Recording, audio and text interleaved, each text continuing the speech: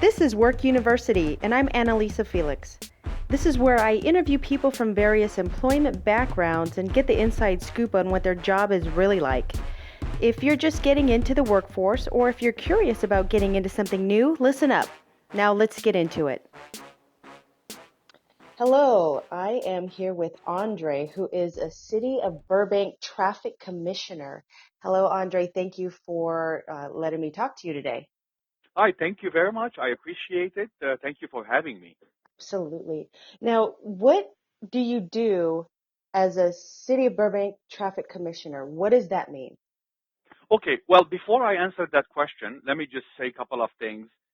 First of all, it is always a pleasure to talk to you and work with you. Uh, you are a true professional, and your passion in everything that you do is infectious and inspirational.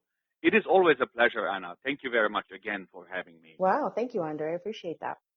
Okay, so as far as day-to-day responsibilities, I am a traffic commissioner for the city of Burbank. As you know, the Traffic Commission is actually a legislative body mandated by the city of Burbank. We consist of 9 members. Uh, Being a part of a legislative body, we also have to follow certain acts. We call it the California Brown Act, which guarantees the public's right to attend and participate in meetings of local legislative bodies. So at any Uh, time, anybody can attend all these meetings. Yes, and the interesting thing about the Brown Act is the commission does not have the right to discuss any topic until the topics for the next session are posted. That way, the public has the ability to see and choose to participate if they would want to. Okay. So, as far as responsibilities, first of all, as a body, we are sort of a consultants for the city of Burbank, specifically the city manager. We work with different agencies and authorities within the city of Burbank, mostly to suggest best practices for enforcement of traffic regulations. We prepare traffic reports, we study them, we evaluate them. At the same time, we receive complaints, things that have to do with traffic matters. What's interesting is, we have these meetings at the council chambers in the city of Burbank, and sometimes the whole room is empty, but sometimes the whole room is full of uh, residents wanting to discuss converting perhaps an intersection into a four-way stop sign, or adding a light, or complaining about speeds. So the topics are very interesting. So our job is to make sure we resolve uncertainties. We have to give advice on naming streets, highway signs, and resolve any duplications in order to facilitate traffic mitigation in the city. Okay, so at any time, you could be voting on something, say, that is prepared by residents, and then the next time you could be voting on something prepared by business owners, Yes, or okay. So, and these yeah, have to go ahead. and what we do generally, we also request the city of Burbank to conduct specific studies. Like, for example, most of the time we would want to rely on hard data, just because if a neighbor is complaining about a high number of vehicle traffic, we would want to conduct a traffic study to make sure that the data is reflected properly and that the decisions are made on intelligence. Okay, so if a resident, for instance, lives on a street that could be dangerous because, let's say, there isn't a light for more than a mile, which would generate higher traffic and higher speeds, how would they go and ask for a test to be done on their street to kind of move towards getting a light or the different blinkers, or because I'm sure there are different options that they can do for different streets. But I'm talking Yeah, about like a main thoroughfare that could be dangerous to that's right in front of, say, an apartment building or a house or something like that. How would that work? Yeah, usually the way it happens is a resident or a group of residents come together and contact the City of Burbank Traffic Department. And then the traffic department would then allow the residents to file an official request, which then would make it to our legislative body. And then we would look into the different recommendations that the city would put, and then we would have the opportunity to request additional studies done in order to find the best possible solution, not specifically for those complaining residents, but for the flow of traffic for the entire neighborhood. Okay. And so then would you have to look at budgets and costs as well? Yes, unfortunately, budget is a reality. Hmm. Obviously, you throw money at any problem, almost certainly you could find a solution for it. Hmm.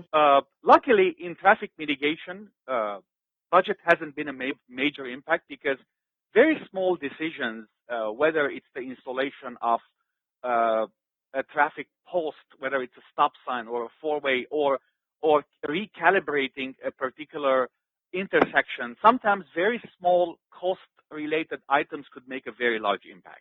Hmm. Okay. So do you only represent, say, a certain number of people, or is it a boundary of a certain area? I want to say we look for the best interest of every resident in the city of Burbank. Oh, okay. Okay. All right. So now, how often do you guys meet and vote and talk about these issues? We meet once a month on a Thursday, last Thursday of every month. Hmm. And of course, until then, we would have parked our topics of discussion. And then it would be up to every commissioner to then do their reviews and, perhaps if there are any specific sites or locations, you know, I would sometimes drive there. I would sometimes talk to the local residents or take some pictures just to make sure that I educate myself before I make such decisions. Okay. Good. Thank you. Thank you for taking that extra time to do that. That's great. Now, how did you get here? Like, did you think, oh, I want to get into some kind of, and is it a volunteer situation, or is it part of getting into, your city government, and how did that all work out? What was your That's a interest? good question. Yeah. So the commissioner is a non-paying job. Hmm. It is not an elected office, but it is sort of a selected office. You Hmm. have to be appointed by the city council members. Uh, so I think this overall started after my son reached 9, 10 years old, and I started taking him to tennis and parks, and I just began to realize that the city that I live in is nothing but the extension of my neighborhood. It's the extension of my backyard. Hmm. And I wanted to, I thought that I reached a point in my life with my career that I would want to give back to my community. Hmm. Uh, as you know, people are fixated on our government in Washington, but interestingly, it is the local government which make the day-to-day decisions that would most impact your everyday life. Hmm. So what I did is I completed a city-sponsored community program called the Burbank Neighborhood Leadership Program. After which I showed interest in serving my community. I contacted the city clerk's office. I reviewed the openings that they have in various boards and commissions. I did my homework. I showed up at the council member meetings. I met with the mayor, and because the whole idea is people who are going to appoint you, they have to feel that your heart's in it. Hmm. They have to feel that you're a professional. They have to understand that this is although it's a voluntary job, but they have to get a commitment because, uh, you don't want someone to be involved and a few weeks later to give up and just walk away. So Right. that's how I got into being part of the traffic commission. Now, how long have you been doing this? I've been doing this for about a year and a half now. Hmm.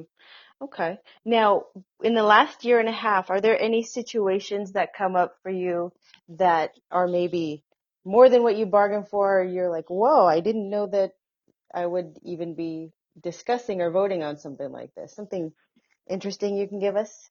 Yeah, I think what happened is sometimes boards or commissions especially new appointed folks like myself, inherit previous boards and commissions lingering problems, I would Mhm. say. Mhm. So there is and continues to be, but I think the city took a decision on it. There had been a North Burbank neighborhood protection plan where, because of a large construction site, the city decided to block some streets and turn them into cul-de-sacs, at least temporarily. Mhm. But honestly, what that did, and this predates me joining the commission, but Mhm. what that did, that literally pitted half the neighborhood against the other. Oh. So it was very painful to me to see folks come in month over month to our meetings, some discussing wanting to keep the cul-de-sacs permanent, and some discussing how their life is impacted and they would want to remove them. Mhm. So this shows me that sometimes very small decisions could have large impact, sometimes positive, but sometimes negative. And that's why I think every decision I have to do my studies and I have to take it extremely seriously to make sure we don't end up with situations like this in the future. Right. Now, if anyone wants to get into their local city government or um, do you think it takes a certain type of person or a certain type of, background as far as professional or interest? Well, that's a good question. Honestly, I would say there are at a minimum few prerequisites or qualifications that Mhm. a person should have. Number one, I would say you have to be eager to volunteer and help your community. That has to come from within you. You have to be at a place in your life or your career that you would want to give back. Number two, uh, as you know, I work in private industry, but working in a local government, although you have to be respectful and the opinions of others, but this is a completely different ball game. This is a decision-making process. You have other valued team members, and you have to be extra respectful, and then you have to respect and analyze opinions of others. And you just have to go through how government works. It was an eye-opener for me. Mhm. And number one, I think you have to be interested in issues related to traffic or transportation, or uh, depending on which specific boards. Here in the city of Burbank, we have multiple opportunities Mhm.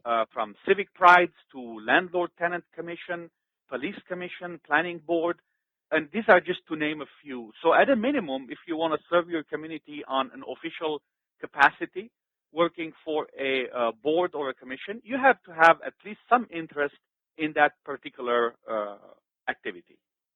Yeah, it seems that it's interesting all of the different details that go into these meetings and then to remember that you're impacting thousands of people a part of your city, and that's a great responsibility. That's huge, Andre.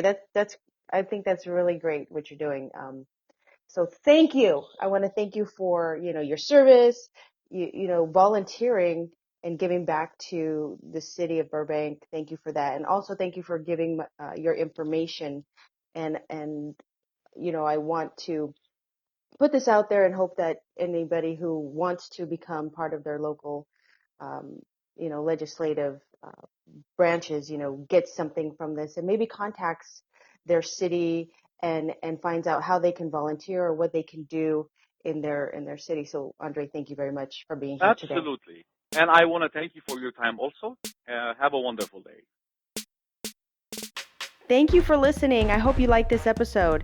If you have a particular job you'd like me to look into, send me an email at workuniversityforyou@gmail.com.